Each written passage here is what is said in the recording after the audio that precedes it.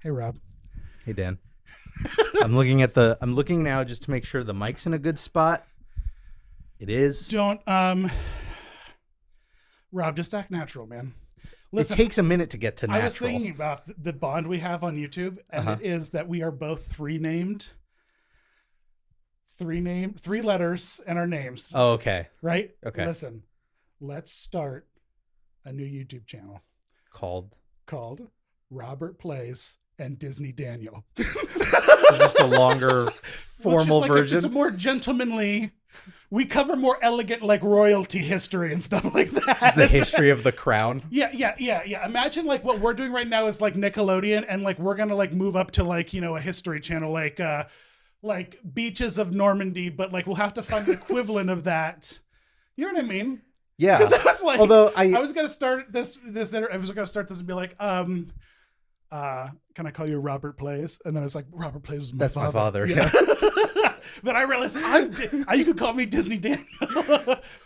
And then here's my other pitch for you. What about you do a spin-off YouTube channel? It's a cooking show, and we call it Robert Flays.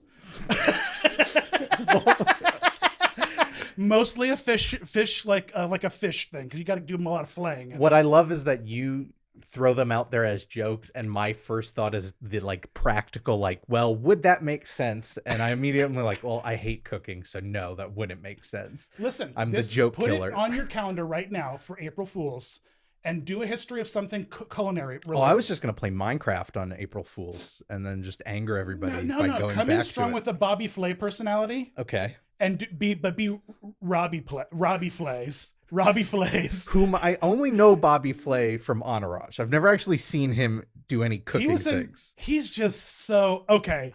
So for the audience, if you're listening, if you're watching, Lord willing, you're watching, because I hope the video element of this was supposed to be part of what the fun was. Stop looking at the camera, man. You just referenced the audience. You were the one who first broke this up. I ignored all of this. I have my phone, but you know what? That's a good thing. That's a good thing for this, because I won't have because I have terrible ADD, and that's what this podcast is called. This is the ADD podcast, a Disney Dan podcast. I love that. That's going to be. You're my pilot first guest, and I just want to talk to you. I don't want to talk about. We'll talk about theme parks. I'm going to talk to just everybody, and I'm going to have a lot of episodes. It's just me. I'm gonna do it like Tom Green. Remember the Tom Green show? Yeah, I remember Tom Green. I was watching Danny DeVito break down all of his classic characters last night to That's that series where they just talk about all right, the biggest roles they did. Variety or someone does it, right? And he's talking past the camera, right? You know, because there's somebody there, yeah. And I realized the way he's talking to them, it's like he's like 20 years. It's a 20-year-old sitting behind the 22-year-old sitting behind the camera. Yeah. And Danny DeVito was relaying these stories to him as if he's telling them to his grandchildren. You know what I mean? He's like, back in the day, you know what I mean? And he was like he's talking about, like, he's referencing Matilda like it's like something that Fred Astaire was in. You know what I mean? Because to them, I'm just 32, man. I'm the same age as Jesus, but that made me feel super old but also I grew up really fast. I just had I had a great childhood, but it was a challenging one. But part of that was like just seeing all the grown-up movies. Yeah. Well, So that's there's all my the comedy. compression of time. Right. Like, so I did this thing where one of the things I'm doing now on my Patreon is we watch Disney movies on Disney Plus together in Discord, and it's a lot of fun. You did last night, right? Yeah, we just started it with Xenon. And somebody came in and was like, oh, yeah, I've never seen this. I was born after it came out. And they're not kids. They're like adults now, because that's just how old it is. And that's the memory of... What was your that when you were a kid, though? I'll tell you what, Alf was that for me. That was big before I was born, but its legacy carried on. Star Wars, though. I'm talking television. TV? Like a made-for-TV thing, like a... Taxi, yeah. Right, My dad taped a lot of Taxi, so I watched a lot of Nick at Night. Your dad was a big Taxi fan. Yep. And that was my introduction to Christopher Lloyd and like Andy Kaufman and all of those guys.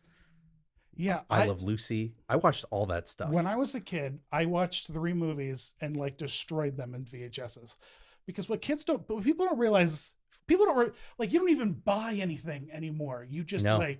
you just tell a computer to get it for you, but you used to have to get And it. then you pay to have it as long as they want you As to long as have they it. want you to have it, right? Yeah.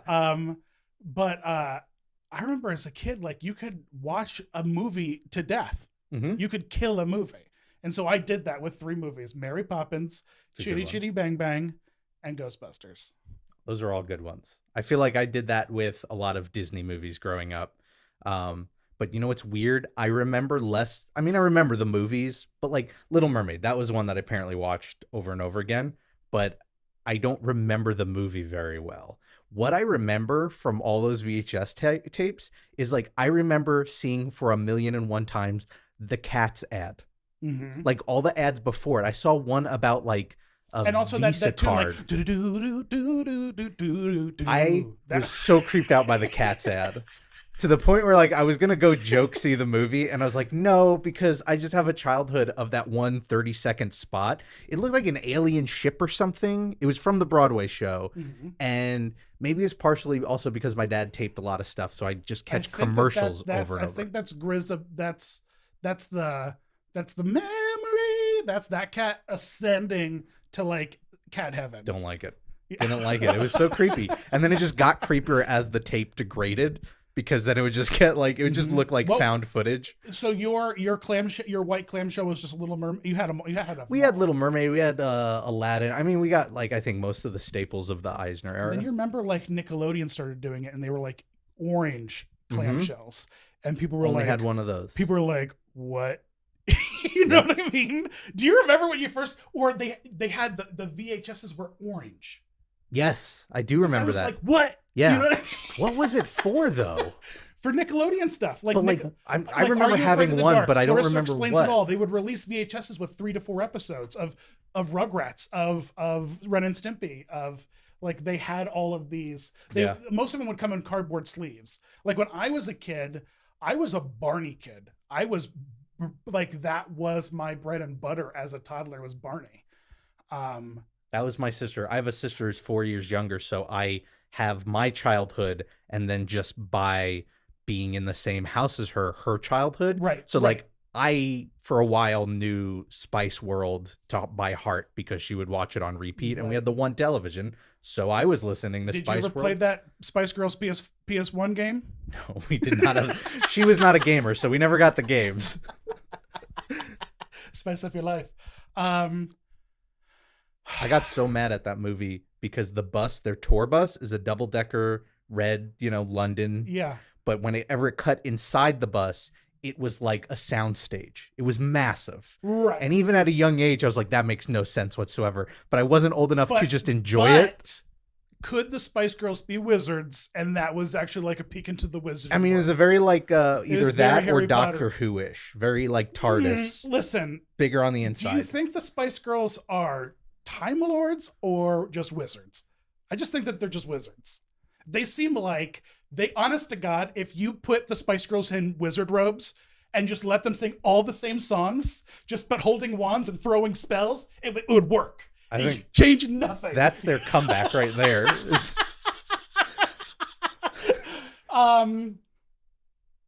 Meanwhile, someone Photoshop it. Let's deep fake something. We'll figure it out. That was a great idea. Meanwhile, British people who are watching or listening they hate that those are the 3. Listen, tell me about that. They stopped the time lapses you were doing, because I love them so much. Yeah, I want to make Disney Koyaanisqatsi. Have you ever seen Koyaanisqatsi? I feel like that's a loaded question. I feel like most people have never seen Koyaanisqatsi. Is it the one where it looks like it's like they're little models? No. So what it was in the 70s, I know Francis Ford Coppola produced it. He didn't make it. And it's an art film. There's no dialogue, no characters, it's an hour and a half of just Are you going to Kickstarter this? Shots. No, I don't need to. I've got the camera. I live at Disney. Done. It's done. I've got all the funds I need. There is enough of a crossover between impressionistic films from the 70s and theme parks that Yeah, you could. this is that you Venn could- diagram. You Like, are you could, kidding you could me? maybe get like $1,200. No, I don't think Think that'll. like a creator route. I don't think that would. I think this is that Venn diagram. Do like what Jim Hill Media does and just make it and then put it on a DVD, and That I could do. you could 100% do that. Well, that's my goal. Is because here's the thing. I don't want to do. At first, it was like, let me do a parody trailer, like 60 seconds, 90 seconds. But then I was like, what if I take my time and actually do a 90-minute version of a day at Disney World, just alternating between slow motion shots and time lapses, and just make a really arty farty Disney movie. I actually would love that. So I'm just collecting all these shots. You know why I would love that so much? Because it's the kind of thing that Disney could also just play in the lobby of all their hotels Yeah. on repeat. Yeah. And everyone be just like, Well, that's the appeal of, because here's the thing, Koyaanisqatsi had a theme. It was supposed to be like life out of balance. So it starts with like nature, and you see the Grand Canyon and rivers, and then humans appear and they're building cities and the cars. And so there was like a theme to it all. But at the end of the day, the appeal of the movie is just like staring at beautiful shots right. for an hour and a half Right. to Philip Glass music, which is like mesmerizing.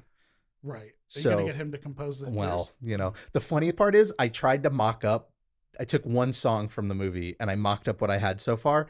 And Philip Glass, they not only will copyright strike it, they will pull the video completely. So I couldn't even show it to like my girlfriend in the living room because it wasn't on YouTube long enough before they pulled it down. So I don't think Philip Glass is down for this. I might need to find another composer. I would need a Kickstarter. I don't know if I can afford Philip Glass. I have a bunch of because I love them so much as a kid, the Disney sing-along songs. Yeah. Like the you know, those, I particularly, and I think part of why I ended up stumbling into the corner of the theme park history that I started to do and kind of what made me popular is because of those videos, like specifically the Disneyland Fun one. I have very vivid memories of me watching that sing-along over and over and over again, and that Haunted Mansion scene being like hypnotizing to me because my grandma had it on a VHS, and my grandmother and grandfather were the kind of people that like they would get a VHS and they would throw away the cover. What? And they would go like Just efficiency? they Was went it to an just- efficiency no, thing? They just went to like an old people warehouse. That's just what I thought in my brain because they just had like a closet with, because my grandfather just had like every John Wayne movie. He had a wall of movies. He was like going to my grandfather's house, going upstairs was like Belle going into the library. It's just like, whoa, you know what I mean? You know, because he just had every movie, like every Wow. James Bond movie, but he had a system where he would put them in generic VHS cases, and then he would wrap them in a color and put a dot on them and number, and then he would write on the side of it what the name of it was, and he essentially like Dewey Decimal Systemed Wow. his collection, and he had like a But like was my grandfather running an illegal blockbuster? was your grandparents' house just a video rental shop? I think it was. Did strangers just come into the I house have and to like call my ask for mother movies? right now. I have to, because it was just like they live out in the mountains. You know what I mean? That's what they are. They're mountain people. Maybe that's how it started. Pennsylvania mountain people, and so up there, man. Right. This is like where Knoebels is. Okay. Have you been to Knoebels? No. I know very little about Pennsylvania. I know Robert. State College and I know the cities. Come That's it. visit us, and we'll have a weekend in the country. I'll take you and Kat. We'll go to Hershey. Okay. As We'll long go as to it's not Knoebels. spring, as long as it's summer. I just applied to be a Dorney Park influencer. Really? Yeah. They have not responded. No, it's fine. They're too long of a list for that one? No. It's so far away still. I think they're just taking applications right now. I'm just being silly. I used to work for a radio station, and I got to go to a preview event of their haunt once. That's cool. They had a life-size dead body cake. It was creepy. It was like a human dead. It was a human corpse cake at like the big media event. I always appreciate the people who get super into the non-major parks, like not Universal and not, because Mhm. it's one of those fandoms where I wish I could be into it too. I'm not, but I see it and I'm like, I wish I cared about coasters the way the coaster enthusiasts cared about coasters. Absolutely. And this is where I said to Sam from Expedition. Yeah. I said, Sam, I said this to somebody a while ago, and they were just like, meh. Maybe it was, no, it wasn't you. It was somebody, whoever it was. Whatever. I wouldn't have even gone, I just don't respond. Because I just have ideas. But I said this to Sam because it makes sense. And I said, look at the video Kevin did about Action Park and that local response. And like, it got picked up by like news stations out there. And like people were like, it like got thrown around on Facebook and all those little groups, and people locally watched the heck out of it, and it got a lot of views. And I said, there's a lot of power there if you catch the right stuff. And so I said, start to do an expedition for every state, and like do Expedition Pennsylvania and move across Pennsylvania and cover all the little mom and pop. Yeah. Just look at every theme park, and I bet you could find at least 3 per state that have at least one interesting story. Oh yeah. To be told. And you just slow, like that's a long con, slow play, become like root yourself into the like the underbelly of theme park fandom is by just making content for everyone's home park. You know what I mean? So your answer, appeal to everybody. Yeah, you're like the WikiHow of home. But here's what you do if you really want to if you want to bank on a controversy, do every state but one. Pick one state at random and just be like, never cover it. Oh, I already know which one. Which one? Just pick we have one. Fans everywhere. Rob. Don't cover it, and then just wait for the outrage to start.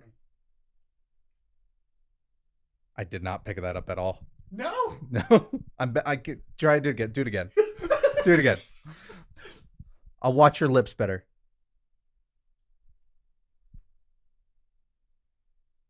I got nothing out of that. I'm not afraid to offend. Here, you whisper to me. Utah. I'm looking at you, okay. Utah. I don't know why. Do they have theme parks or amusement parks? I thought you would have just caught on it to what I said it the first time. I didn't realize. It seemed a little bit like you were saying New York, and that couldn't click for me because New York has like you went New York, and I was like, what? That's fair. That's fair. That's a strange mouth. That's a strange mouth shape. I'll give you that. But it couldn't have been New York because they have Coney Island. And they have so much. Okay, back to your Koyaanisqatsi. That's need a word. New name. That sounds like something that you would yell at somebody in traffic in whatever country that's from. Koyaanisqatsi! I believe it's a Native American word for life. We're gonna have to cut that out. We're gonna have to cut that. That's your that joke. Was offensive, yeah. I was just giving a fact. That wasn't bad. That came from an authentic place of love. And because I want to see this. Will you show this to me when we're done? I'll show you. Yeah, I'll show you bits of it. I think it's actually also streaming, but it's ad supported, which is the worst way to experience a movie like this because it's all about just getting lost in the atmosphere and the footage. And to do that for like 20 minutes, and then it's like a Tide commercial. Hey, clean your sweatshirts with Tide. The kind of like video that they play in like a dark room in a museum. Yeah. Yeah, you can see it playing there, totally. I'm good at this. Yeah, absolutely. And, okay, here's my idea, Rob. Uh-huh. This is such a good idea, and you were the person to do it with me. Are you ready for this? We're going to put this on the Robert Plays and Disney Daniel channel. Imagine, we can do this in phases, and we're going to figure out the best way to do this. And then once we lock in the procedure, because there's going to have to be a procedure, Robert. But once we lock in the procedure, we can bang these out. I think we could do like at least one a month. And I'm telling you, when we do them, it's going to go nuts. Are you ready for this idea? Sure. Like that shot you just showed me on Main Street. Yeah. Right. So you find a shot, you find a way to lock your camera into that shot so you can get the same shot repeatably every day. Right. Because I don't think that I think security would be just like, what are you doing? No, they don't care. I mean, no. But listen to my idea. Okay. So you find a spot to lock it in. Okay. And essentially, you go there at varying times of like, let's say, like a week or two, and you just cover hour shifts, and you record hour blocks from rope drop to close at the same spot. Then you loop all of them together and drop a full day in the park live stream. But real time? Yeah. Like 24 hours? No, or the park's only however open for like hours. 11 hours, something like that, 10 hours. But not a time lapse, like just a full real time. Just click on just turn it on. Just turn it on your could you imagine if you had and we're going to do this in 4K, we're going to do this nice because I have a OLED TV. Imagine if you had an OLED here. Right. And you had room darkening blinds on, you were working, but behind you was this crystal clear OLED, true blacks. It looks like there's a window in your room. You know what I mean? You've pitched this idea, by the way. You've thrown me this idea before. But you do it at all the different parts of the park. You can do one in Galaxy's Edge. You can do one in Animal Kingdom. You can do one, and you just start to do them. You just get a schedule down. Yeah. And we could, well, I mean, not we. This is my idea, and I can't do it. You can do it. Well, the tough part is all the cameras I have, at the very least, shoot at like 15 minutes at a time. Right. So we're gonna need. That's the tough part. You would need something like a really nice. And also because you want to be able to lock this in. That's also. And so you want to just get a GoPro. You know what the trick is for that? The highest resolution, that one of the newest GoPros that does the nicest. I don't know. I think what's tough is because there's a trick for that. Because you're never going to lock it in every day in the exact same spot unless you get really. But think about if you could, though. Think about if you find a railing that has a right angle, that's in a inconspicuous spot. That's why I was thinking tiles or something, and you know what tile you line up with. If we go scouting today, we're going to go to Epcot later with Kevin. If we go scouting today, I bet we could find a half dozen locations that you could do this. Even if you just did it right on the edge of World Showcase, looking directly at America, right on the railing. Yeah. You know what I mean? You could lock it in and record. You could record all 10 hours over the span of 2 weeks, 3 weeks when you're dropping off, or picking up or visiting this one or just grabbing a bite. Yeah. And you can just have a Google spreadsheet and just turn that block green when you got that hour. I wonder what that would do on YouTube with all the watch. I wonder what people, because you do the loops, right? Mm-hmm. What's the duration on something like that? Are you willing to share? I don't have my phone. Okay. Yeah, I wouldn't mind sharing. It's a skewed. They don't make any money. Because I feel like they don't make any money, and these wouldn't make any money because you would have park audio. You have to do true park audio. Yeah. You can't mess around with it. Yeah, that'll get claimed. The loops that I did for Staycation Club, I built the audio for that. So I went into Epidemic. I got a bunch of country music. I got water sounds. I got some wind sounds, and I put together a Splash Mountain ambient soundtrack. I did my own park audio. And then I just gave a little bit of the park, just a little tiny hint of wow, wow, wow, wow, wow. Yeah. You know what I mean? Because that just, once you hear that at a comfortable level, you're just like, yeah, I'm there. You know what I mean? Right. That's the atmosphere. But so anyway, it averages out to I don't know, sometimes it's 15, 20, 30 minutes because a lot of people drop out immediately. Right. Or they'll watch 5 minutes of it, or they'll watch a minute or two of it. Right. And be and then they'll do whatever they do because that's just what life is. My Enchanted Tiki Room one that I did terribly, Kevin is going to teach me some After Effects so I can do these the right way. It's a good thing to learn. It's hard to learn. I'm not looking forward to it. I'm not. Once you get it, it starts to feel really fun, and you're like, oh, look, you start to think. You have to change your way of thinking of it's almost like Photoshop when you learn Photoshop, where you're here are these tools I now learn how to use. How can I use this tool and this tool and this tool to do this effect? And you have to start thinking of it like that because otherwise you could also just Google every effect you want and they'll teach you and give you all the steps. Right. But it gets fun when you're just all right, well, this is the end result I want. How can I do it with all of this? And then once you learn how to do that, then you could do anything. Okay, so let's do it. Let's do one as a test. We'll throw it on my channel so it doesn't mess with your thing. It's not going to make any money. It's going to be demonetized. But we're not doing this for the money. I know that you agree with me more than anything that capturing something like this is going to be someone in 10, 20 years. It's going to be the thing they need. Yeah. You know what I mean? To be able to say to reach in and grab a day at Epcot. A full day. It'd be interesting. See, I'm interested from the production standpoint. I'm interested in the idea of how to put it all together. What spot do you need? You need a spot where it's uninterrupted for the whole day.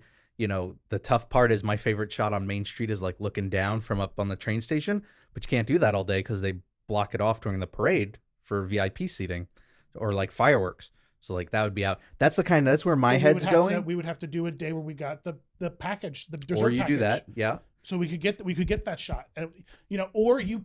The thing about it is that you don't need though a shot that's a Thomas Kincaid shot of the parks. You need a shot of the parks that's where someone could sit and just like look. Yeah. So you don't want that perfect shot that you got. You don't want that. You want something like, and I used to do these on my channel, but the idea of them was to be as long form as possible. But my buddy Art out in California, we called them park portraits, and we did them in 4K. And he just sat at the bank. He just did like one of the Mark Twain, and just did all these beautiful, like kind of like the end of CBS Sunday Morning, you know, like those just nature shots that they throw in. That's what I try to put at the end of all my videos. Right, and that's what just was just nature, but like 4K beautiful, really nicely framed nature shots. Yeah. Like I did with that Splash Mountain one for the Staycation Club, because I like that. And I think people, that's what Ricky used to do with the podcast. He would drop park audio in. And I think that if you can combine park audio with a solid visual element, like a Yule log of sorts, people will turn to it for sure. Yeah, I think so. I mean, I'd be interested in seeing how the algorithm treats it, but like what I was saying is my Enchanted Tiki Room one. Yeah. People will put it on in their tiki bars for parties and just leave them on for 3-4 hours. So it doesn't have a ton of views because it has a limited audience, but it just slowly is getting a couple hundred views. That's how all my content is. It's very little, because I'm just sporadic because I don't do it for a living, mm-hmm. you know, and I'm trying to figure out other silly stuff. But Kenny has been awesome. Yeah.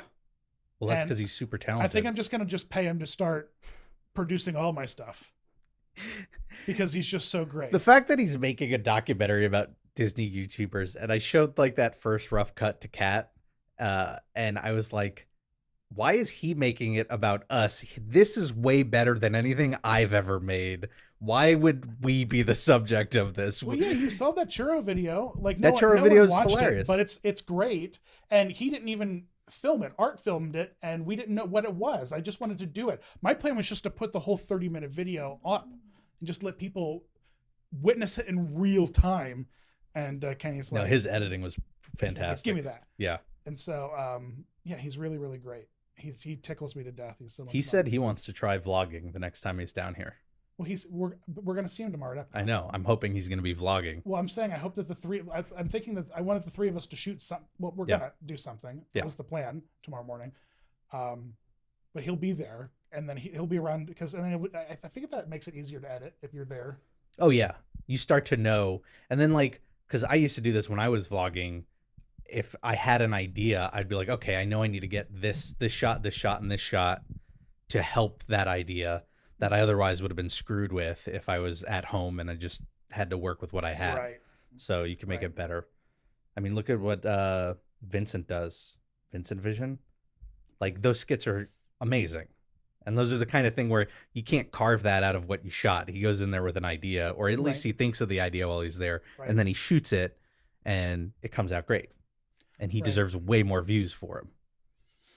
Yeah, he really does, because he's also just so charming too. Yeah. He's just so charming. I just like when you meet people and they're just like, they're great. And creative. Like, no, not trying to call out other vlogs, but like, there's only so much you could do where it's like, we're here, we're writing this, we're eating this, or which is why I don't think that these, Kevin was calling it vlogging. He's like, so you're going to start doing more vlogging content. I don't think my churro challenge was a vlog. I think it was, but I just think it's an ideal. It's in my mind, it's an ideal of what a vlog should be, which is it has a point.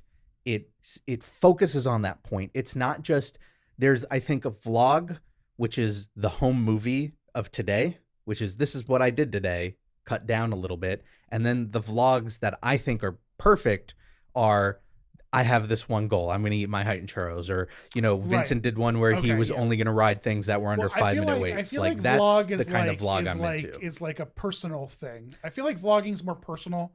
And I feel like the churro challenge, I have a personality, but people don't know. People, you've seen me, not me, but people don't. People wouldn't watch a vlog of me not on, is what I'm saying. Oh, I see. Just like, yeah. I mean, and everybody, when there's a camera in your face, you know it. And you act like it. You know, Well, everybody does that. I don't know, Rob. You look really smooth when you're out there doing stuff. When you would have ideas for podcasts, though, what would you like for vlogs? You would. Is that what you did? You would do. Just challenges? I would think of not challenges, but you would do like I'm gonna do something. Yeah, I would try and think of a skit. This was later on when I was starting to get bored of the just like this is my day. This is what I'm doing today, and so like I would do and it was helpful because my girlfriend's a performer.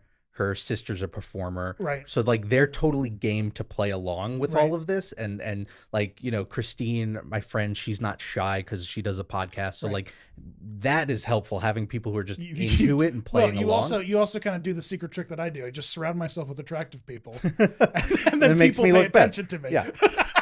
But like we'll be headed to Tower of Terror and I'll just I'll talk to Kat's sister and I'll be like, all right, we're gonna pretend you're leaving you're leaving a review. You're leaving a, Airbnb review on Tower Terror. Let's go. And that's what I do instead of, hey, we're going on Tower Terror for the 1,000,000th time. Whoa, it's scary. Now, did you drop that video as like Airbnb? No. So what I would do is just cut them into the normal, this is what we're doing for the day. I was going to move in that direction where they were just going to be skits. But then I got super into history and was just dropped it all together because I got more interested in the history stuff. That's totally what themed alternative is. That yes, exactly. So you should get back in that mindset. What was one of the favorite ones that I did? I tried to do a Disney vlog in the style of Wes Anderson. So like a Wes Anderson movie. Yeah. And it was like 90 seconds in the middle of a longer vlog. Oh, I want to show me that. And please. I'll dig them up afterwards. I love a good Wes Anderson. But those are things where I don't go into the park with the idea. I think of it while we're walking around. So there are times where I'm like not fully prepared for it, or it's like the day is half over and it's like, if I knew this in the morning, I could have gotten so many more shots for it. And so they're all like kind of like halfway to complete ideas. And when we moved, I was like, all right, well, I'm dropping the daily vlog stuff. Maybe I'll just do this. And then, history took over because I like it. Here's another thing we should do. All right. Because you can get all of this stuff and then I'll put together, we'll write the narration together. Okay. But let's do a nature documentary. Okay. About the animals in theme parks that aren't put there. Okay. So like the birds and the squirrels and the cats. Those crayfish in the lake, the cat that is there occasionally, the squirrel that like always eats chips over at Liberty Square. You know what I mean? And then you just get a lot of nature because that's all it is. It's just you out there. Now, is this a straight documentary or is this a parody? No. Well, I don't know. We'll have to choose what the voice is. Okay. That's something that Kevin's good at. That's what we bring Kevin in to like be like, all right, help us tell the story here. Right. Thank you. All right. Now you go back to making important historical journeys series, documentaries. Yeah. You go back to climbing the ladder to Netflix that you're doing. And we're going to work on... We're going to be back here taking videos of squirrels. I would call it the freeloaders of Disney World because they're there for free. We have to pay out the butt for tickets, not those squirrels. Here's the thing. So lucky. You remember those books, Animorphs? Yeah. I was like, never read them. Saw the titles and the covers all the time. They always had They had like a flip book in the corner. You could like flip through it to like, and it would show you the person transforming the other thing. It's like if I could transform into like a bird, or if I got here's a better example. If I got Will Smith in this latest DreamWorks movie or Disney animation movie, the Spies in Disguise, Will Smith gets turned into a bird. I'd just be like, you know what? I'm just flying to Disney World. And I would Charlotte's Web it so hard. I would fly and land and perch in with the birds like in the tiki room queue. You know what I mean? Oh, you would put on a show for guests. Oh yeah. I would like, if every time guests clap, I would go or whatever. You know what I mean? I would do something to be like. And then, because eventually Disney would have to make an animatronic of me and put me in something. Sure, and sell merch of you, and there'll be an Instagram about you. Right, fabulous pig. Oh man, can you imagine if they redid Charlotte's Web and it was all Instagram based? I hate it already. I hate that idea. I loathe that idea. Oh my God! Call hate the it. police. I hate Call when I whoever think we of have to ideas. call. Oh, I hate when I think of ideas that I hate. You know what? That's a really good. My tiki room plot pitch. Mm-hmm. My enchanted tiki room pitch is one thing. Where it's like the Mother's Day. You've seen it, right? Where I pitched to Kevin about my enchanted tiki room movie, which is essentially like the Mother's Day or Valentine's Day type celebrity mashup, but it's the birds making love happen. That's a better one. Where it's the Enchanted Tiki Room movie, but it's the Enchanted Tiki Room, but it's a Charlotte Webb type plot where we'll figure it out. Have you read the comics? Of Charlotte's Web? No, of the Tiki Room. I have not. You should, because it's not that plot, but it's an idea of it's set on a tropical island. The birds are the birds, and it's about them following and dealing with the different guests and tourists on the island. And so you have like this rich widow with her dog, and you have this family that's like really disconnected from one another, and it's a really funny comic actually, but it just follows all these different. You have an employee who like wants to get out of there. Yeah, that's kind of my idea, because my idea was just going to be like, because you don't want to you just want the birds, you just kind of want to be kind of like Forrest Gumpy, you know what I mean? Right. Where just like stuff just happens. Coincidence and circumstance brings magic to life. That's the tagline. Whoa! The Tiki Room. Yellow shoes, call me. Is that what don't it's look called? at don't look at the camera. What? I could do a take to the camera occasionally. If you don't realize that I have ADD, Yellow Shoes is the ad company they have. You don't want them. I know. You want a production company. About that's a good Super Bowl ad for Disney World. If you do like a 90-second parody of Mother's Day or Valentine's Day of one of these Julia Roberts and Ashton Kutcher. That's you know true. What I mean? But it's a tiki room. That is a solid. You remember the ads for Star Wars weekends where all the Star Wars characters were at the parks? Right. You did that where it's all of the so Disney characters shoot it in Alani, outside of the parks. You shoot it in Alani. Uh-huh. It's a commercial for Alani. Well, you could do it for everything. You could take that same idea and do ghosts from the Haunted Mansion or pirates from Pirates of the Caribbean, like astronauts for Space Mountain. Like that could be a whole ad campaign of the characters from these rides coming to life, maybe outside of the parks, and that's what gets them going to the parks, or you do them in the parks enjoying, have pirates on Pirates of the Caribbean or something. I don't know. But I feel like that's a good jumping off point for something like that. Yellow Shoes, call us. We're Robert Plays and Disney Daniel ad agency. Oh, that's it, Rob. Our rates are recent. Please no. Been there, done that. Thank you. No. We'll be the Mad Hatter Men. We're Mad Hatterman. I'm Rob Hatterman. You need the graphic to sell that one, I think. I'll do it. Okay. I'll Photoshop it up. You know me. I think just the name itself might not fully work, but if you have the graphic, it might work. I was thinking the other day, sitting on the monorail with the hat on from behind. I was thinking the other day, what time is that? It is 4:15. Oh my gosh, we have so much time. Yeah. I was thinking today, are you all right? I was just checking to make sure everything's still running. Everything's still working. Great. I was thinking, okay, we've talked about this before, and I've always wanted to talk to you about this in a long format, because I think I want to do it, because you showed me those videos of, remember the text you sent me the other day, of all the extras on DVDs. Oh yeah. Of rides, right? Mm-hmm. That's something I feel like I can, if once I learn the basics of After Effects, I can Photoshop a scene. I can put it on a bunch of like flat things and wiggle them back. I could technically do it in Adobe Character Animator right now. Kevin was kind of explaining to me that it's that After Effects just does what Character Animator does, just with more power. Yeah. And so I think that's fair. He's like, why would I use this if I could just rig it in this and just do it this way? I'm just like, well, there's certain, that gets into the whole Adobe thing. But we were talking about it, and it was great. And because we have stuff we always talk about doing or not doing, but I want to do something like that, but I want to do it seriously, and I want to do it as a collaboration. I just had this idea this morning. So I've told you about this, but I think the added layer of the collaboration I think might be fun, because I want to do a video where we do a overlay of Carousel of Progress where instead of talking about the progress of mankind, we talk about Walt's progress through life. Yeah. Walt's carousel of progress. And so there's how many scenes? 4 scenes? Yep. There's 4 scenes. And if you think about it, the eras line up with his life. For the original version goes all the way up to the last 60s. scene is Roy giving the speech at Disney World is one, because here's the thing, you have 4 scenes.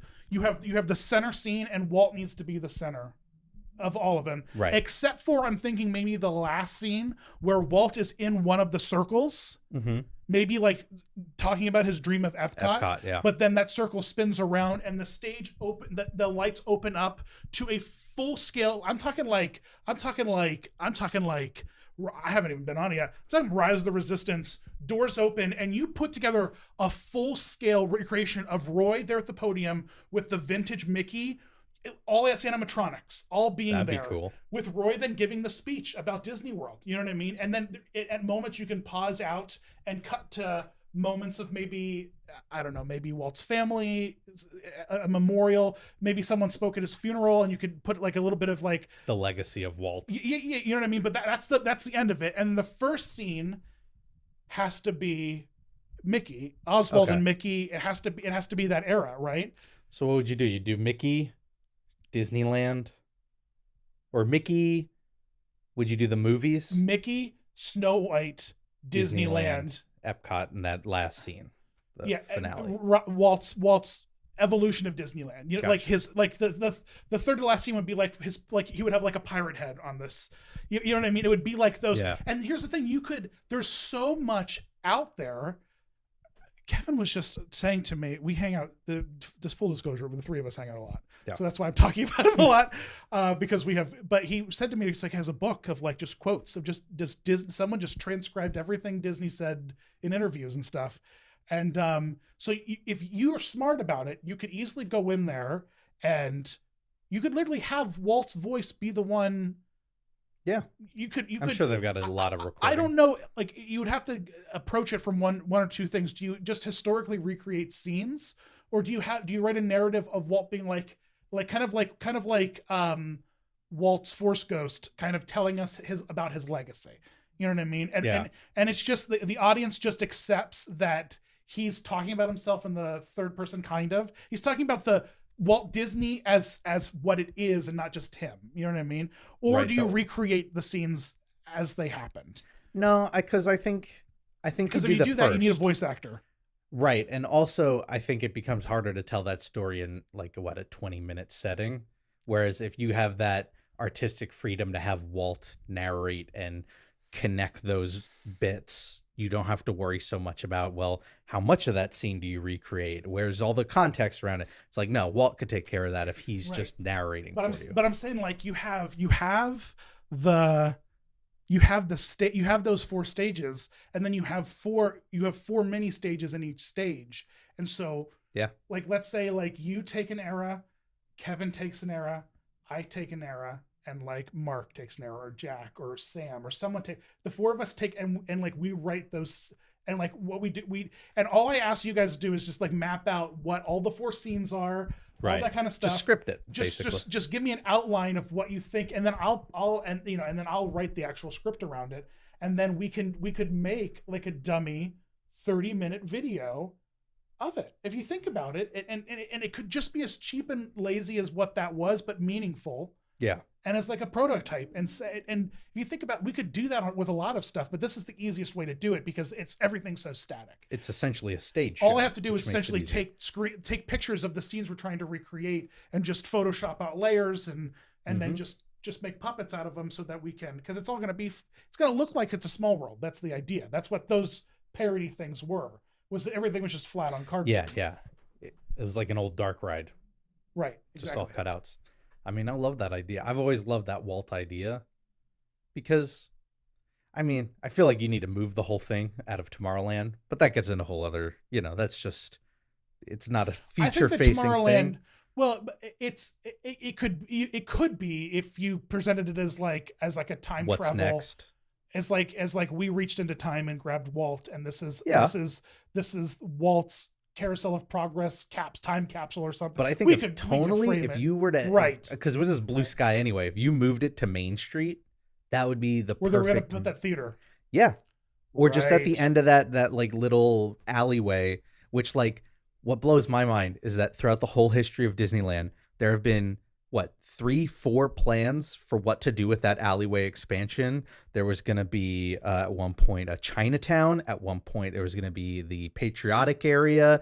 I think there was going to be like a French Quarter at some point. Maybe I'm misremembering that. Yeah. Then we were going to get that theater in Do you Disney think World. it's cheaper for them to just pick up the Carousel of Progress and move it, or to just build something new and demolish Carousel of Progress?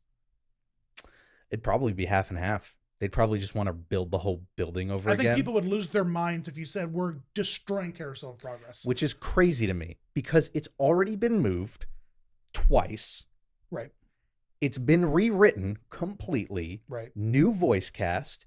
Everything has changed. Half dozen different animatronics stuck in there. The only thing left from Walt's Carousel of Progress is like Uncle Orville.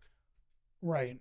That's about everything else has changed already. What I think we need is like when a new CEO rolls in, he's like, this would be like a perfect thing for a new CEO to be like, I'm committed to Walt's legacy. This is what I'm going to do. That'd be cool. We're going to give Carousel of Progress. And if you made it a Walt thing, people would forgive it in a heartbeat. Oh, because yeah. people would be like, well, Walt said he always wanted Carousel of Progress to be in the parks. And my response is, yeah, now Walt's going to be in the parks, in the Carousel in of the Progress, ride. yeah. He said always needs to be there telling his story. I can't imagine people assume they lifted the building from Disneyland and drove it on over to Florida. Right. Like they built a new building, they brought the sets over, Right. but then they changed everything anyway. So like Right. the legacy's gone, which is whatever. That's fine. That gets into the whole argument about the parks evolving, but like there's nothing sacred anymore anyway. And the stuff that is sacred, maybe like figures and props, you can move that stuff over easy.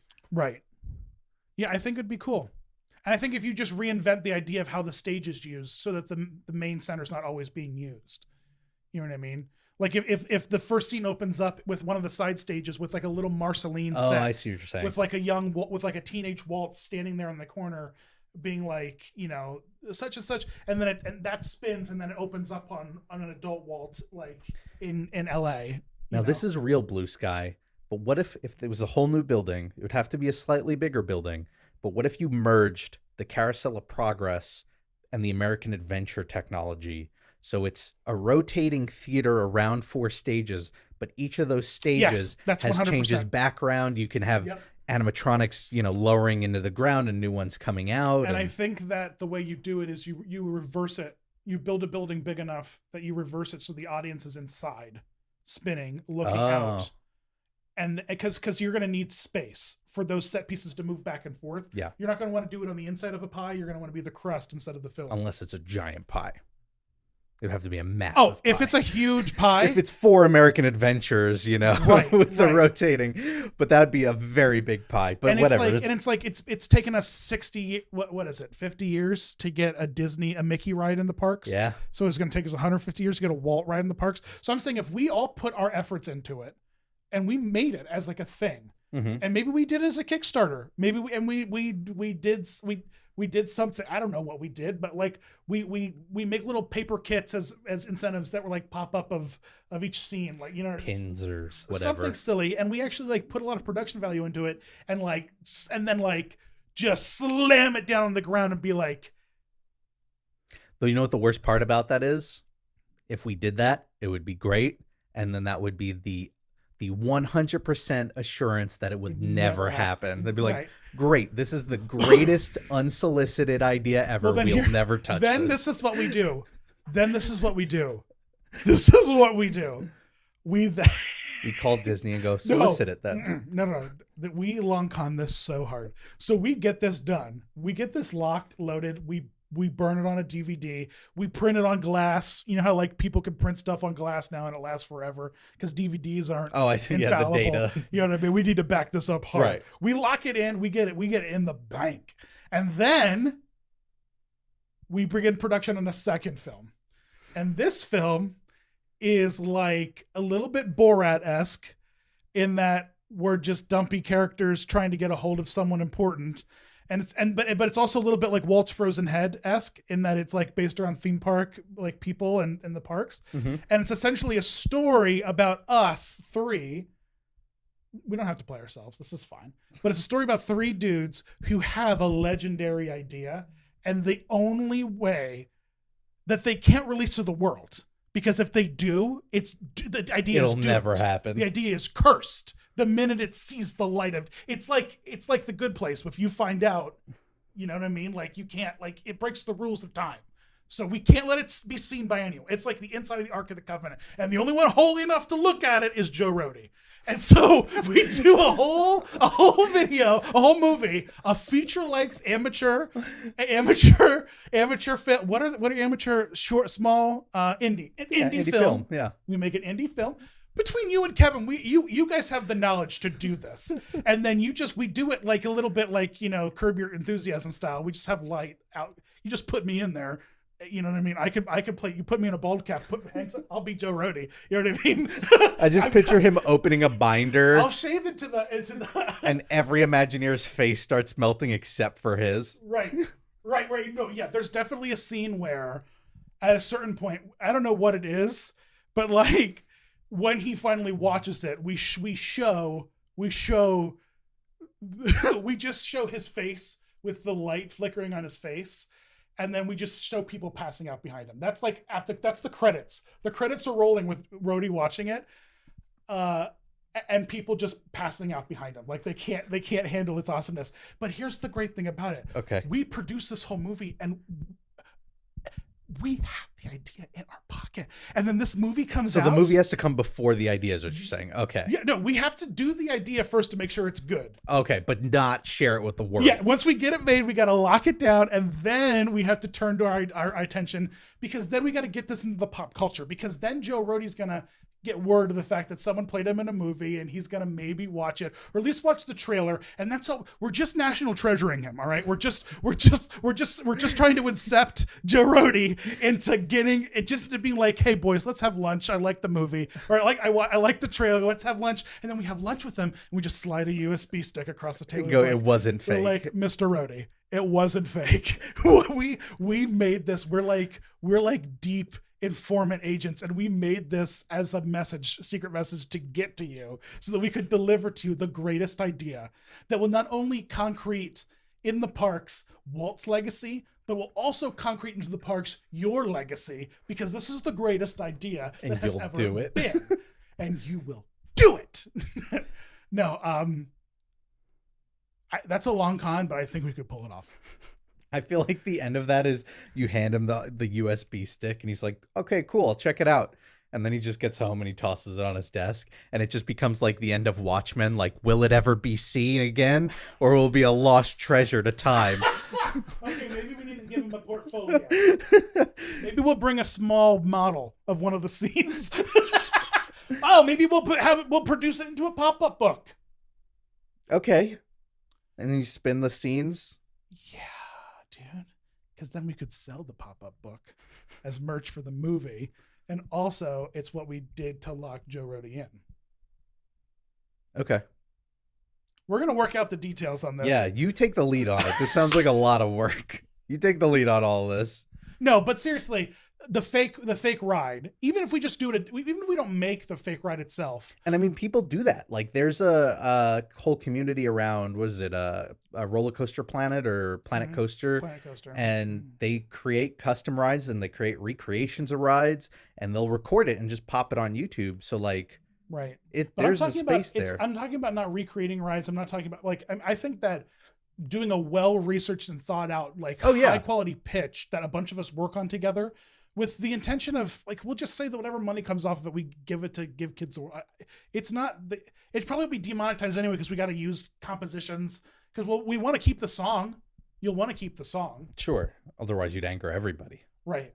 And I think what would be like a fun thing to do in it is that every scene has like some kind of gramophone, some kind of thing, and Walt like puts it on. Like the scene rolls in and it's playing, and Walt picks up the needle. Like, it's a really to great get animatronic, started. That's and his he sort turns of over and walks over, and like he takes a step over and picks up the needle, and it turns around and looks at you, and everyone's just like, what?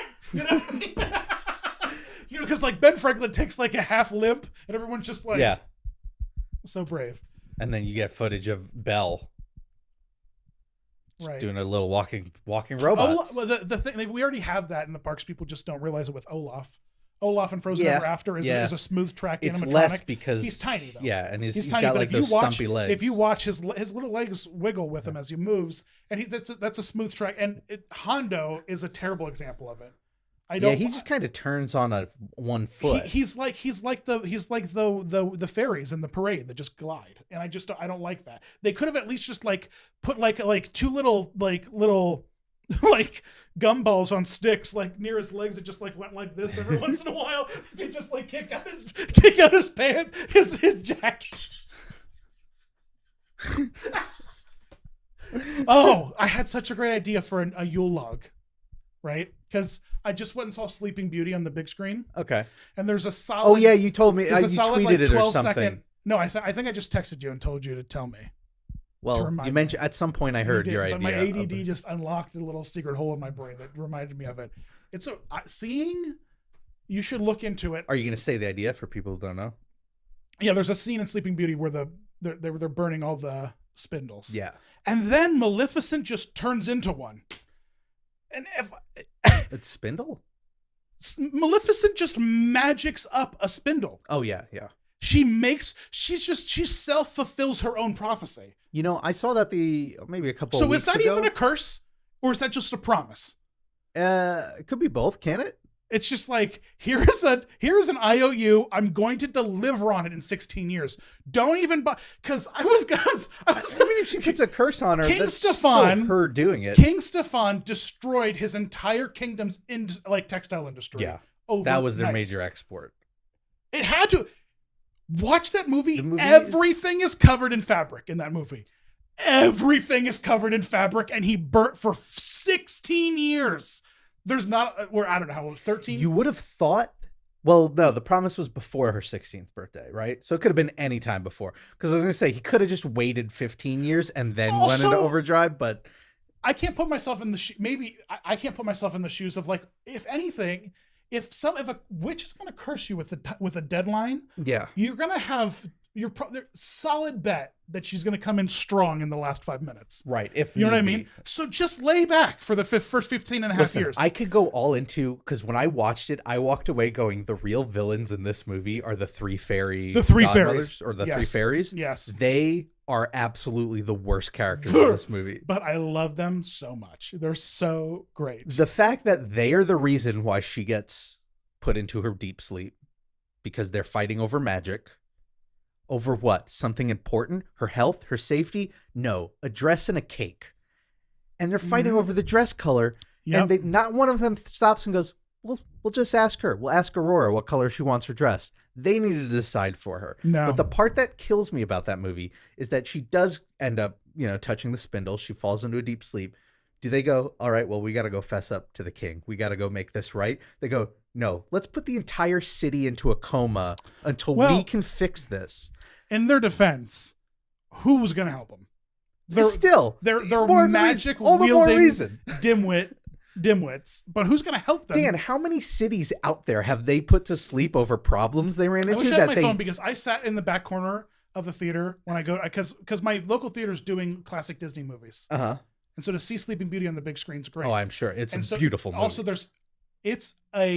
you can tell people drew it by hand. You know what I mean? There's just this subtle imperfection in how everything just repeats itself. And how when anyone's walking or people are marching in the background, it's the same, it's just them reusing the same 3 cells over and over again. But I love it. And when it's on a huge screen, oh yeah, I'm sure it's you gorgeous. See that and the colors just smack you in the face. It's so good. But they're usually very sporadically sold, and I can pick our seats. So I always pick the last row in the far left corner, so I can sit there. And because I like to have my notepad out and take stupid thoughts during movies. I took a lot of notes during Maleficent because a lot of really stupid stuff happens in that movie. I still haven't seen it. I need to see it. No, I'm talking about Sleeping Beauty. Sleeping Beauty. I'm sorry. I'm talking. Yeah. I thought you meant Maleficent. The Angelina. It's just yeah. I just had a really good laugh at that. But anyway, I think that Walt's Carousel of Progress. That'd be a fun ride, attraction, whatever. I think it would be really cool. I think it would be. I think the great analogy you made is that'll be the next, oh, finally there's a Mickey ride. It'll be, oh, finally Walt's in a ride somewhere. Walt's immortalized in his park. It'll take a while, but I mean, you know what you do though? No, this has to go into the space of Carousel of Progress in Disneyland. You need to put this in where Carousel of Progress landed in Disneyland. Yeah. And you just, because that space is just nothing. Yeah. And so that's what you do with it. You turn it into Walt's Carousel. I hate it because it's far away, but makes sense. But then it paves the way for getting rid of it in Disney World, for them to level it, and because then it's like, or at the very least, you can then bring it over to copy it to Disney World. But I don't think you do that. I think you leave it in Disneyland. It's got to, because they got to stop doing that. They have to stop doing that. We don't need 2 of everything. Not of everything, but there are certain. Do we need 2 Mickey Runaway Railways? No. Here, give me a Mickey's Runaway Railway, but do a different difference. story. Yes, 100%. Give me the same tech. That's more fun. That could have been. Give me a different Smuggler's Run. Smuggler's Run. In the different. That's more, and that's what's going to happen. I would put money on the fact that they just didn't have the budget for it, and eventually they're going to be like, okay, we need to drop a new story into this. Yeah. They're going to Star Tours it, or there's going to be a promotion during Star Tour, like Star Wars Night, where you can get the 3rd coaxium. It's going to be a thing where it's like, you put that on the cruise, the hotel, right, yeah, oh. Because I know Yellow Shoes, Robert Plays, and Disney Daniel. We just need to have our own podcast. This is just great because we're just giving ideas away for free. It's the best. Don't hire us, Yellow Shoes, because we'll give them to you for free anyway. This is a podcast. We're gonna have merch. You would be Robert Plays Esquire, and I'd be Dr. Disney Daniel. If I ever changed my name, I'm getting rid of Plays so fast. Well, that's what I'm saying. We were stuck. Don't ever think the Plays is coming with me to the next channel when there's a channel. I have a name change, a new logo. I have everything locked and loaded to do it, and I just. Are you worried at all? I'm worried of ever changing my channel name. I think that I'm gonna do it when I have a consistent upload schedule locked and loaded, and then I'm gonna do it in 2 phases because I have a new logo that's a castle instead of the Mickey. Because then I can print the logo. I was gonna say, yeah. But I can print the Mickey logo right now. Actually, people don't really give me a hard time with it. They give me a hard time with the word Disney on the shirt, which is why my shirts say Distery Dan. Mm-hmm. And so that's what I want to rename the channel to, Distery Dan. Rob Yo did this beautiful new logo. He's awesome. It looks really great. And it's in this castle, and he designed the A to look like the gate of the castle. Oh, that's cool. Yeah, it's a really, really fun. I love that guy. Did you see what he did with the park icons, making them all into cakes? Yes, I saw that. And I saw you were the inspiration. Yeah. I love how small world the community's gotten, that it was not this past Christmas, but the Christmas before, we were actually celebrating it at the Swan and Dolphin because Kat was singing, so her family came down. Gotcha. So we just did it in a hotel room. We, exchanged gifts, and I got a book, and it was like I forget the title. It's up on my bookshelf somewhere, but it was like it's about Disney World. And I was like, this book art is beautiful and it looks so familiar. And I flip it open and it's like cover art by Rob Yo. And I was like, I know him. That's great. Yeah. I love that I could run past, people in books and go like, oh, I know that person. I've spoken to them. And that's the same thing happened to me with the Dave Perillo, the guy who did your Tiki Room. I know him now. That's awesome. And I know the Strong Stuff Tom. I know them now because I would go to Comic-Con. I started going to Comic-Con for my Lego channel, my Lego business, my Bricks to Life website, because I have a Lego gaming website.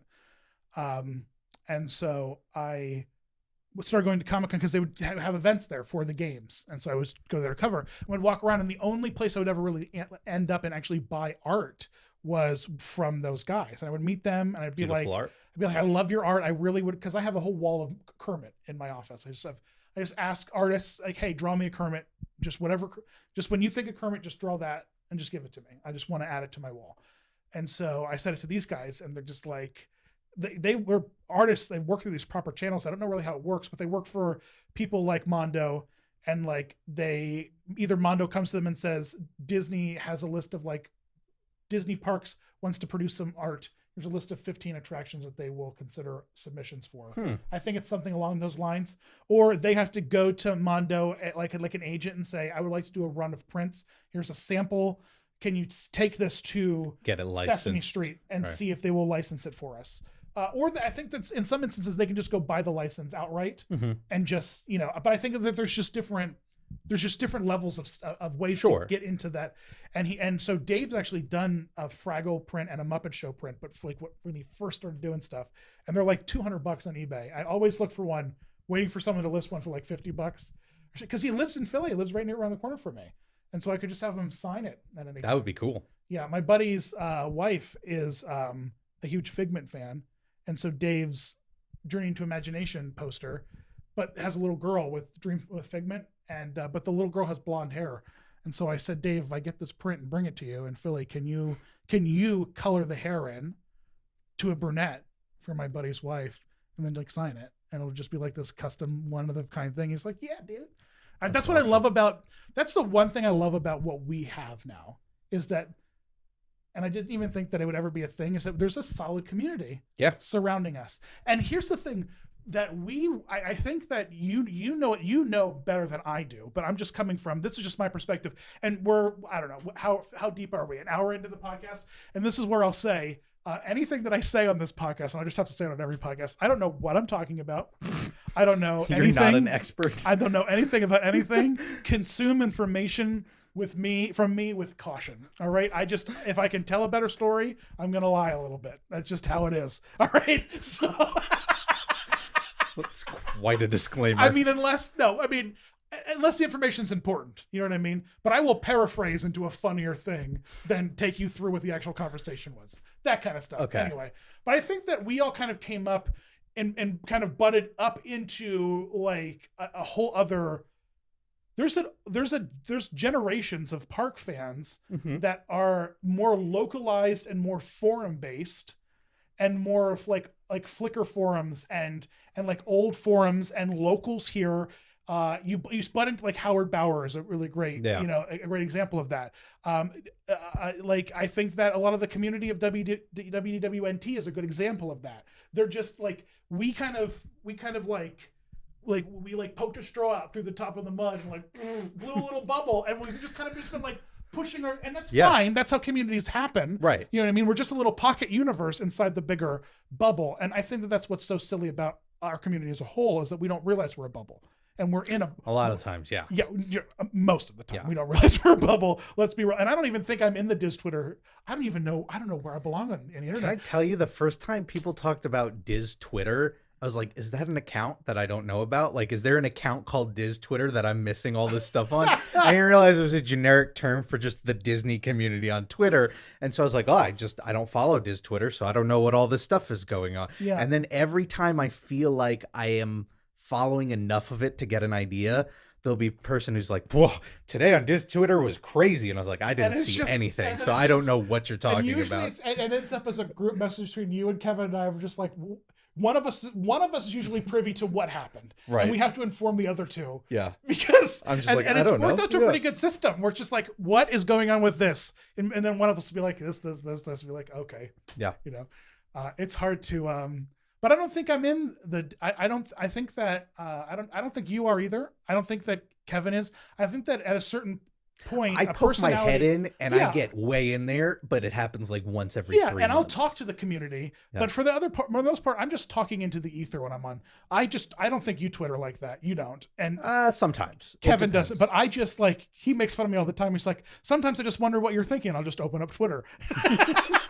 Yeah, you definitely are the most outgoing out of the three of us on Twitter. Yeah, 100%. Like in general. I think. Yeah, well, it's just you use it for what I guess it was designed for, which is putting your thoughts out there. Right. I will occasionally comment when there's like a trend going on and everyone's talking about a certain thing. But I've started to become more aware of the fact that like I didn't have followers for a long time, so I didn't care about what I was saying, which isn't to say I was saying things I never meant, but I never thought ahead of like the repercussions of saying stuff, just in like hurting people's feelings if I'm making fun of a ride they really like, you know what I mean? Right. And then I would say stuff and then people would be like, oh, well, that's my favorite ride. Like I didn't think ahead that I might've just been, Well, I've set myself up perfectly. I have a barrier for that. Everything I say is ridiculous. Just don't trust. That's a good way to. Don't.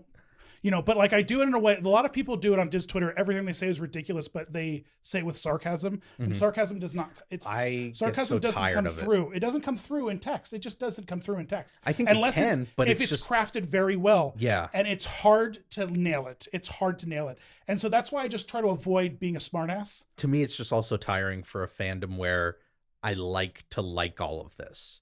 Right. So I can occasionally, when I will lovingly, sarcastically say stuff, but that's just because like I enjoy the thing at the end of the day. I think there's some people who get sarcastic because they are just genuinely jaded, which happens. And I've noticed being down here, it starts to happen and you have to be careful not to let it take over. And that's where I like tune out, because I'm just like, I just enjoy my rule now when I try to tweet things, if they're going to have like a negative connotation or it's me not liking something, is if I'm going to complain about something, I need to offer a solution too. Otherwise, I'm not going to complain about it. I always offer. I always, if I'm going to say something like that I think is going to get attention, I'm going to explain myself at length before someone can take what I'm going to say and put meaning that isn't my meaning behind it. Right. And then everyone misinterprets it anyway. Yeah, it's people read into whatever. So you just have to stop. What is okay, think in your head for a minute. What's a number of likes on a tweet where you think the tweet was successful? Because I have that number. 100 or something. I don't know. It's weird. I never thought of. I've had a few where I go, "Oh wow, this is going further than I thought it was." That happens to me every once in a while. Yeah. And then there was one where like Jenny Nicholson just retweeted one of my tweets. That happened to me once. And I didn't pick it up right away until I started going like, "Whoa, this is." It ended up with like nearly 2,000. It was Harlequin. They renamed Harlequin the movie. Oh. And I made a joke about how that's like a YouTuber trick that they're picking up on. Don't you like the video's failing, just change the title. Like, and it's funny. I'm not like. And she retweeted it, and I'm like, "What is going on my tweet deck right now?" And I'm not. I'm the kind of person who just shares everything. I just will retweet everyone's everything because just how I am. Yeah. Because I'm the guy who built Theme Park Tube, which, interestingly enough, completely rebuilt. Nice. It now is like lightning fast. Good. On a whole custom interface. And so I'm going to add like, I don't know, like 10, 20, 30 new creators into it. And it's just going to be like a one-stop. Awesome. And we can, it's going to be really fun. I'm excited about it. Anyway. We're good at time. It's 10 to 5. So we got another 20, 25 minutes. What was I saying? We're talking about Twitter and retweets. You retweet everything. Oh yeah. I always share everything, but I always like that. Cause no one ever, I'm talking to the people is what I feel like. I feel like I'm just, so you're above the people and you're talking to I feel like I'm just talking to the people. I feel like I'm just like a monk of the Diz Twitter community. You know what I mean? Like I have no power, but I'm still amongst you. You know what I mean? But you all look to me occasionally because I'm wearing something silly. You know what I mean?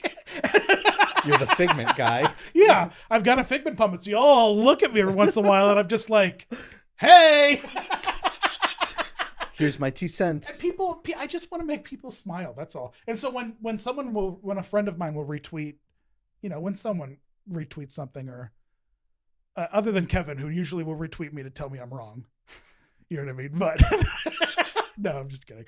Like the tweet I put out the other day, the controversial one, that happened to me because immediately after it, WWE superstar Zack Ryder responded LOL to it. Wow. Wow. And so that helped to get a lot of attention, which made me laugh. Anyway, Twitter's a silly thing. It is. But Diz Twitter is an exclusive because over on Instagram, hashtag DisneyIGers is, and for the longest time I was like, why is there a hashtag that's WDWIgers? The Iger fans. I'm going to start that now. It was like WDWIgers, DisneyIgers, DisneyIgers. Oh my gosh. I want to take over that tag now and make it all about Bob Iger.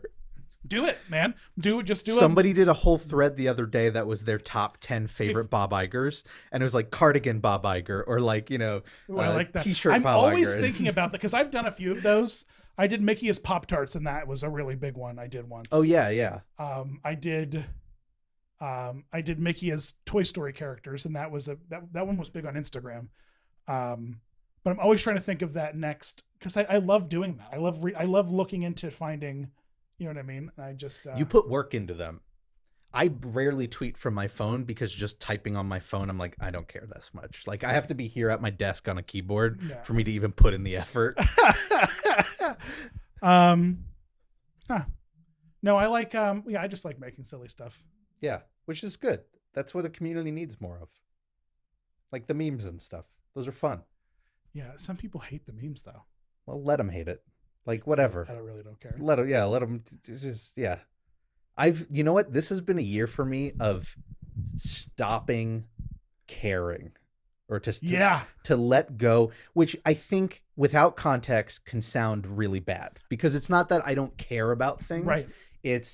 And I'll tell you, this happened with Rise of Skywalker. I enjoyed the movie. I think it's a very flawed movie, right? But I enjoyed it, and I know that I'm biased because I grew up with the film, so everything they did that was emotionally manipulative worked on me 100%. Right. And for all I know, in 10 years, I'll watch it and go, wow, this is bad. But for now, I enjoy it. And seeing people on Twitter for the week or two after constantly either attacking it or defending it, right, made me just go like, I don't care. I don't care what other people think. I'm going to enjoy it. And I just had something, I think, was it the pickles at the Regal Eagle? I didn't even hear what people were complaining about, but I heard people talking about people complaining about pickles. And I was like, I don't care anymore.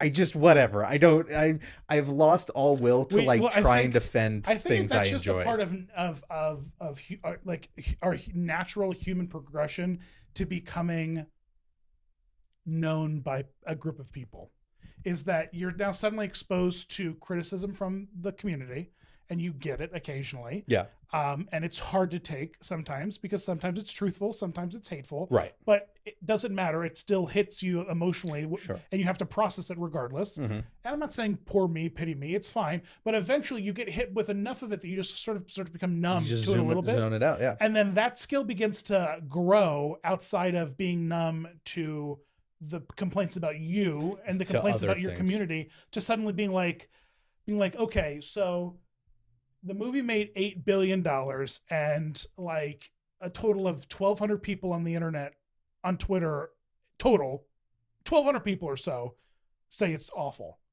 But the thing is that the news outlets will take those 1,200 and then deliver it as, here's the Nielsen box rating take sample 3 size. And they go, fans are calling out whatever the movie is. What people don't understand is that when people like stuff, they don't talk about it. Right. They don't talk about it. Right. But when people hate stuff, they do talk about it, which is why they say no such thing as bad press. Because then people who are outside of what we're constantly hit with it, but we're numb to it, kind of thing. But I guess in a certain light, that hate for it extends outside of Twitter in an instant. Someone sees a screenshot of a meme and they're like, wait, the Star Wars movie's bad? I got to see it. I got to see how bad it was. That was as bad as that Jar Jar. And then they see it and they're like, oh, it wasn't that bad. I didn't know they had yellow lightsabers.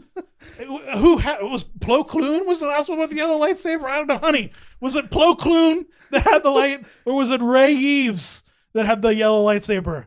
I think it was Plo Koon. Head on over to Wikipedia, find out. I'm pretty sure it was, because you remember that old school Star Wars Jedi game. For me, it's also an energy thing. I'm tired at the thought of it. Like, when that happened, and there were some people who just day after day kept going back to it. And I was like, how do you have the energy to hate something so much? Right. I had to go digging through my psyche to remember the last movie I hated. Because I have plenty of movies where I don't think they're good, but I always I discard them from my mind. Right. It's rare for me to just it's just such a consumption of energy that I'd rather put towards something I enjoy. Right. And the problem is that you're bombarded with so many people trying to be clever and sarcastic about it. And so you have this upper echelon of people like, let's say, Jenny Nicholson, who looks between the lines of plot, right, that I just can't even put my brain around. Right. The stuff that she pulls out of plots, which is like, what? And that's her style of comedy. But she does it really well, and she's a wordsmith. Yes. That's what people don't realize about being funny, is you have to craft your words. Yeah. You have to craft your words, and you have to know what words mean. Yeah. And you have to know what words are safe to be heard in the head of your audience, because some words are not safe to be heard. People don't get that. People don't understand that. They feel the desire to then step. people will take that as a personal attack of their tastes, Right. and then they need to defend it. Right. And then that's how you get the argument where I can see her. She was ruthless to Rise of Skywalker, and I thought a lot of it was funny. And I can still respectfully be like, I enjoyed the movie. I don't. But you know what though? without... She's the kind of person who's going to still watch it and still True. love watching it, and still, you know, Well, she's going to hate watching it. But like that's the thing. Like I can watch it, and you could sit next to me and tell me everything wrong with it, and during that watch, I'll be just like, yeah. Wait, what am I? Wait! And then in 6 months when it's on TNT, I'm gonna watch it, commercial breaks and all. And that could be a fun way. Like, that's my love of the Fast and the Furious franchise. I love the Fast and the Furious That's why franchise. I like the Saw movies. It's not ironic. Yep. It's I have cars on my desk. I I have all the movies. I love the franchise. You love it. But I don't sit there and go like, these are great movies. This is cinema. This is not cinema. But I watch it, and when I will watch with friends or like my cousin or anybody who's like hypercritical, they'll be like, that's so dumb. And I'm like, yeah, isn't it great? Like, you just embrace it for what it is, which I can understand. A big dumb thing. Yep. Something like Star Wars, it's not trying to be a big dumb thing. Whereas Fast and the Furious supposed to have the meaning that modern society has tried to layer on to media. Or the depth. I mean, it was a very black and white movie when it came out. It was the bad guy versus the good guy, and we don't live in that world anymore where that's what people want. And yeah, it's hard to bring into a modern time where you need to, you know, people somehow both want that idea of like, let's see, you know, the average Imperial who maybe they're just a good guy who just needs a job. But at the same time, that's not what Star Wars ever was. It was, oh, they're the Imperials. They're the bad guys. We don't feel bad when they die because this is a fantasy, you know? Right. And how do you balance those two? It's tough. You're going to piss somebody off regardless. Yeah, you know? no matter what you do. Yeah. Where do you think they're going to put the baby Yoda Mandalorian? Launch bay. I want a whole Mandalorian launch bay. Let me meet the Mandalorian. Let me meet Cara Dune. Let me meet the child in all of the meet and greets. Give me a little section of the area that looks like the spaceship. Give me, you know, Horatio Sands and Carbonite that I could take a photo with. Yeah, and then there has to be Cara Dune, Mandalorian and baby, and then there has to be there has to be villain. There's three. Who's the villain? Do you put in one of the trooper armors, or do you put in you put in the Mandalorian chief? You have to do it like a significant like a Kylo Ren kind of like. But he was good. No. Or she was good. I'm saying, but you have to do like a stunningly significant like masked Vader, Kylo Ren, Boba Fett. So you do the Smith because and you give her the hammer. You know what I mean? And you have a big cauldron that's smoldering, and everyone stands behind the cauldron, and she holds the thing, and she's got this because her suit. What if you got what's his name? Gus Fring. The thing is, give some older actors more work. Yeah, but the thing is tougher. Yeah, it's not like Star-Lord where all 20-year-olds kind of look the same. Yeah, that's true. You know what I mean? You need to get that dude is that dude. Yeah, you know what that's I mean? True. Yeah, you could do that. Just get Bill Burr, like actual Bill Burr. Just get him to come do. I'm trying to think of, or you could do someone in the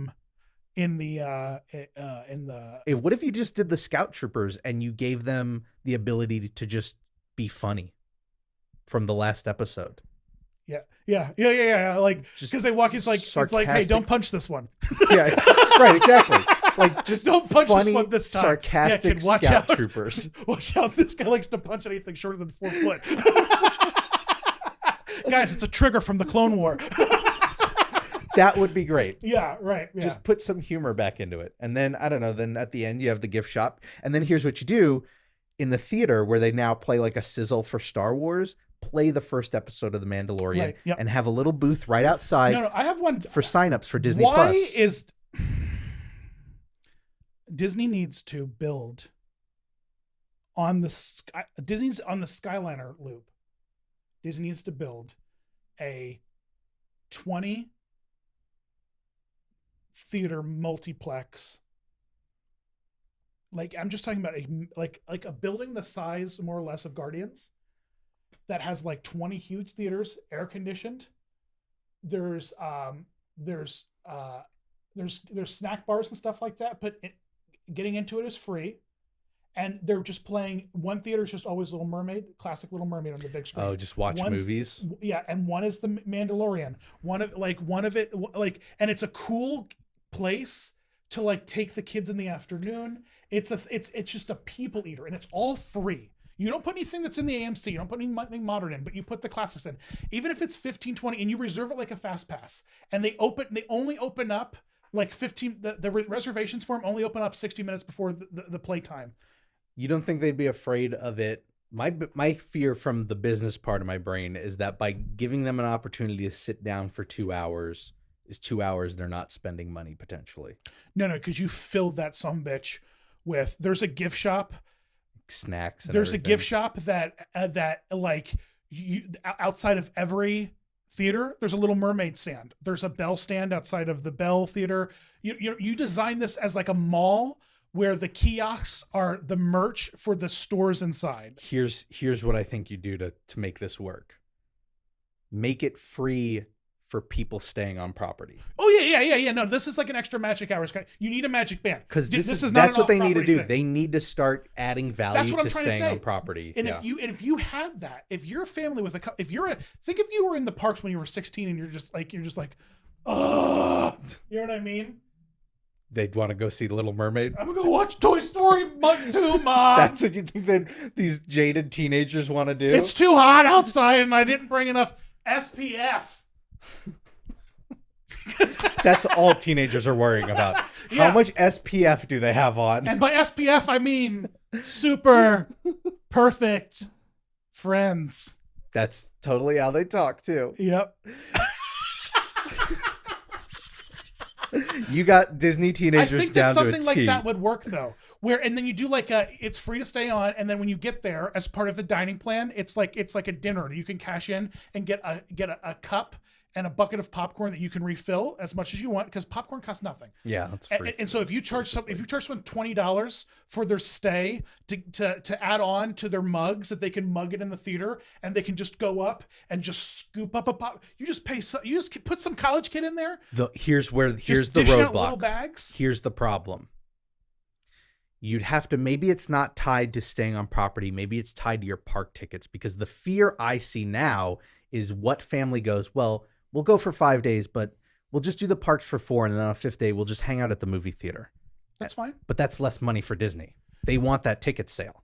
So maybe if you tie it to for every day for the popcorn and the like. Sure, but I mean that ticket sale, that's potentially up to like what, $150 now? You know, that's a lot of money they might be losing. I think that enough people are. It's like a pool.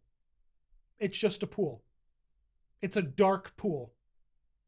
Oh, I see what you're saying. Any different? It's different. It's like a. Just build a single theater. I thought you meant a figurative pool for a second. But think about it. It's a pool. It's a place to cool off. Yeah. That can house 1,500 people. Build a 1,500 movie theater on every DVC property, and just it's a pool. Now this is how I think Disney would respond to this idea. Yellow Shoes. Robert Place and Disney. No, this is what Yellow Shoes is saying right now. They're going, we're not going to build a building for all of this stuff. We have our inflatable movies at every resort. We're just going to roll out a cart now with snacks. That's what we got out of this. Let's bring a cart with soda and snacks and sell it at the movies they play at the resorts every night. Boom. We've now taken your idea. We got the money-making part, but we only have to spend like a couple of $1,000. Yellow Shoes, I'm going to counter you. Uh-huh. We're going to scrap the floating parade. We're going to scrap it. And on those barges, we're going to install the biggest screens they can carry. Okay. Movies? Yes. Drive-in beachfront movies every night. So it's like pull up on the beach, throw out some beach blankets and stuff like that on a cool evening, and we're going to project, we're going to put a big movie out there on the thing. We're going to pull out a barge that has a big screen on it. We're going to project it on it. But here, no, wait, shut up. Listen. Then one of the barges for each of the resorts, you put on that barge a replica inflatable Baymax white castle. Listen to me. Shut up. The castle inflates. Then you projection map the nighttime show with the soundtrack that's already running in the resort. With the soundtrack, you can already see the fireworks. Imagine with Fort Wilderness, Polynesian. You've broken into a good idea from an idea that would get shot down immediately, because I think the idea of a white castle that they do the projection, like an inflatable, like a bounce house. Yes, that would be for a each cool resort idea. gets their own inflatable little, so you can see the show. Cool. Yeah, I think that's a cool idea. The inflatable, the big giant floating movie screen, they're going to be like, all right, hi, we're Team Yellow Shoes. So we have nothing to do with park operations, by the way, but we're Team Yellow Shoes. We're going to talk about this. Yeah, but Brenda in accounting knows Rick in Imagineering. They had a date once. It did not go well, but they're friends now. So we could like get him an envelope. You want us to stop? Brenda, could you call Rick? You want us to stop paying that college intern who is just babysitting an inflatable screen and instead pay a boat operator for 2.5 hours for the same movie that we would I think show that adds on... a massive value to the stay, and it will become would become an event that people at the DVC resort, it would pull, I think, honest to God, I think it would pull crowds out of the park a little bit at night. What if we move it? What if we just take that idea, put it in the Rivers of Light, amphitheater, water amphitheater, and just play like a nature themed movie every night? Well, that's too long. That's too long to do in a park. When do you think they're going to rebuild the tree of life? Yeah, how long do you think it is until we get a proper because think about now if they rebuild? Think about now if they could roll in there and put like fiber optic LED leaves in, and then map out all where the leaves are, and then instead of projection mapping, the tree just becomes a screen, like a drone almost. You know what I mean? Where you map out, where you just use a smart thing to map out where all the leaves are, and now you just project on it, and it's dense enough to you could see stuff. You know what I mean? Why? How long? I could see them going. Because that's what has to happen if you're gonna refurb the tree. If you're gonna refurb the tree, you take off all those leaves and you put on smart leaves, or at the very least, leaves that look a little bit more natural and not. Where's the tree of life? Oh, it's that bright green tree among all of the normal looking trees. But here's the thing about you do OLED leaves.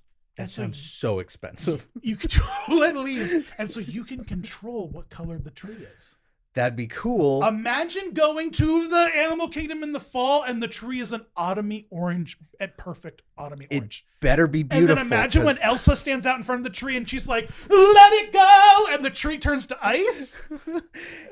That's a great idea. Probably sounds like it's a millions of dollars. I could see in the winter, the snow and the white. That would be Did you watch that thing I cut together of celebrities talking about parks? Not yet. Okay. You send me the link though. So Emma Watson's on there, and it's an incredible thing because she's just like. Didn't you say she was wrong about a lot? Yeah, because they did a premiere of Beauty and the Beast at Disneyland Shanghai, like they coincided. And Emma Watson's like, yeah, they've done all kinds of incredible things, like they've recreated to scale the Beast castle from the movie. So they have the castle there. She's talking about Shanghai's castle. Oh, okay. Like but they projection mapped it to be the color scheme of them, you know what I mean? With a big rose on it. So it's, you know what I mean? And she's like, yeah, I rode pirates.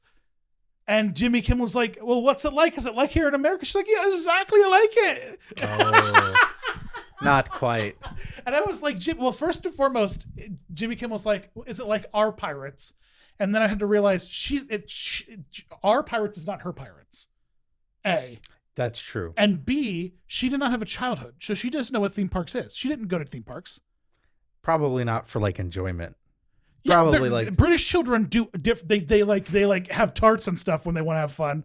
Like, you know what I mean? Like they read books and they like fly in imagination. To say Utah because you didn't want to offend people from Utah. You're I'm saying that British the children people just don't have the childhoods. Children of Britain. We've all seen Mary Poppins. They you know what I mean? Tarts. They fly they don't kites. Go on vacation. They fly kites. They protest for women's suffragette. They do stuff. Kids in America, they go to theme parks. You know what I mean? Kids in England go to real castles. Yeah, that's true. We don't have real castles. Probably have a few.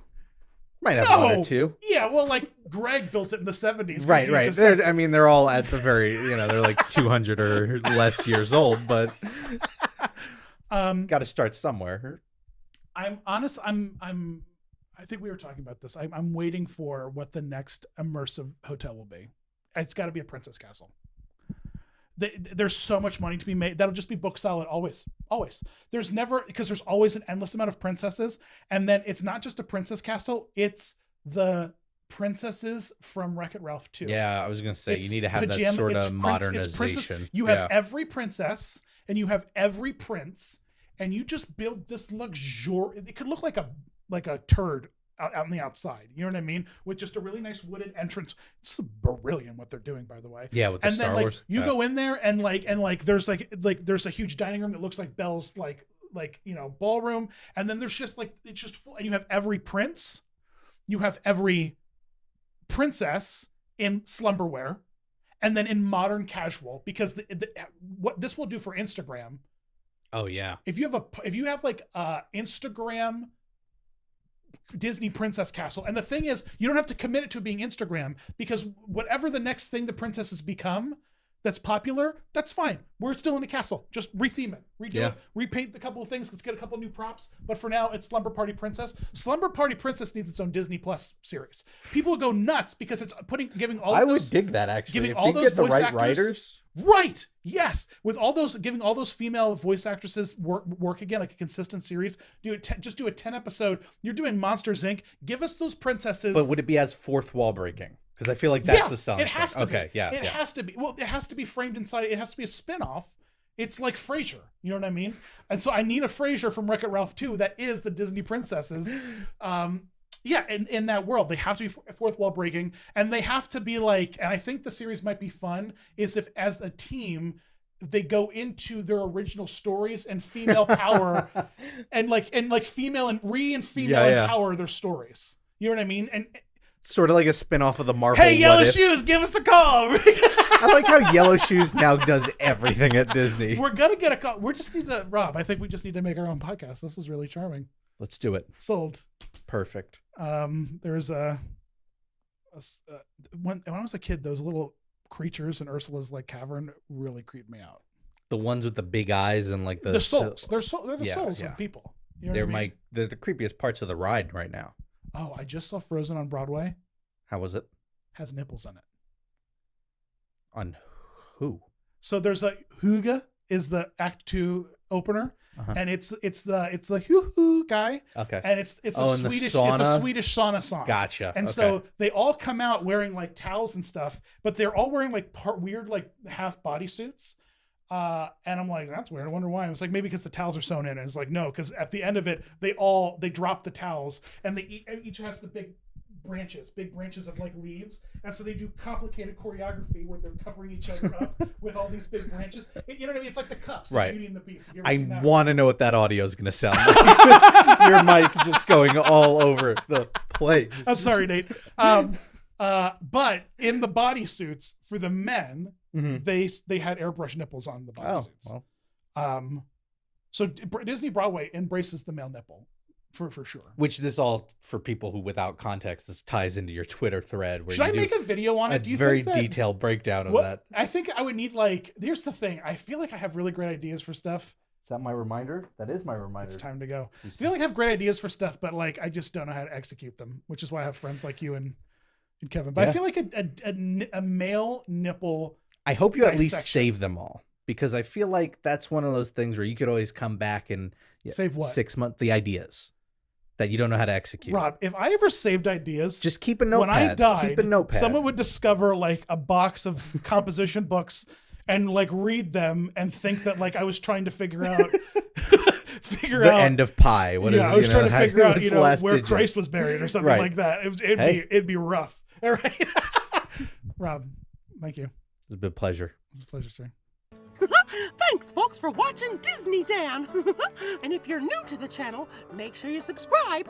All the magic is just a few clicks away. Plus, find Dan on Facebook, Twitter, and Instagram. And say hello. Oh, see you real soon.